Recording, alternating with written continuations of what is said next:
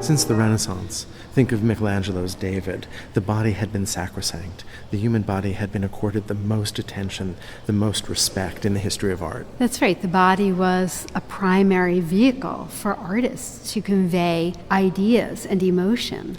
But at the very beginning of the 20th century, in the last years of Paul Cézanne's life, he begins to deconstruct the body. We're looking at Paul Cézanne's large bathers in the Philadelphia Museum of Art. The subject of bathers is one that has a long history. Think of paintings of Diana and Actaeon by artists like Titian and Rubens, for example. Artists like Degas were grappling with how to paint the nude in a modern environment. And I think Cézanne is also picking up that challenge. How do you paint the modern nude? When we think about Cézanne, we think about an artist who began as an impressionist, whose emphasis might have been on the modern world. Even though he's worked on this series of bathers for years, the figures are remarkably unfinished, where we see sized canvas underneath in so many places, where faces and forms of the body are barely sketched in, are barely begun. The figures are being manipulated and moved and shifted in order to fit into some overall composition that he has in mind. Cézanne seems to be reaching for a kind of classicism. You had mentioned Titian, and this painting seems to be reaching back to those grand traditions. Right, and if we look at the Titian of Diana and Actaeon that Cézanne probably just saw a print of, it does seem as though Cézanne is thinking back to that Titian, to architectural forms, to the pyramid of the Renaissance, to the way that Titian opened up the central space of that composition to bring our eye into a deep recession of the landscape. Titian, the great late Renaissance Venetian, is known for his glazing, for his ability to create chiaroscuro, to create the turn of the body, flesh that has a kind of translucency. And Cézanne's figures seem as if they're made out of plaster. They almost seem as if they're fresco. They are so flat and so unfinished. And if we think about Titian, we think about the sensuality of the body, especially the female body.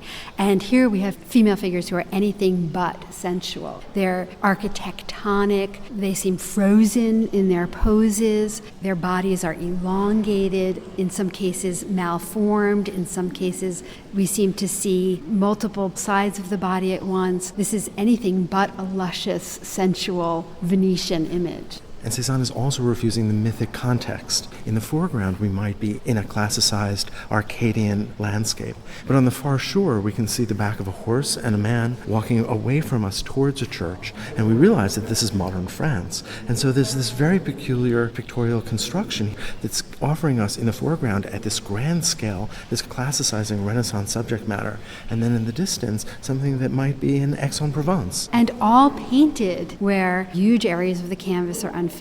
Outlines of forms are unstable and repeated and seem to move and shift. Cézanne seems to be modeling the forms of the bodies with warm and cool colors instead of using traditional chiaroscuro. He's building on Impressionism, doing something classical, and in a way, setting the stage for the abstraction that will emerge in the 20th century. That's the real achievement of this painting, taking classical forms and making them subservient to the abstraction of the canvas. Cézanne is not copying the Titian. He may be inspired by it, he may be referencing it. He's not looking at nudes in his studio and being faithful to the shapes of their bodies. This is not based on optical experience, it's not based on the scene. That's right. This is opening form that allows for abstraction. And you can see why this kind of painting, which was shown the year after Cézanne's death in a retrospective in Paris, would have been so important to Matisse and to Picasso. And it was shown in 1907, the very year that Picasso completes Les Demoiselles d'Avignon, the first painting that begins to deconstruct space and open up form in the early 20th century. And it is the foundation upon which Cubism is built. And so the possibility for paintings to be about the act of painting in a very formal sense,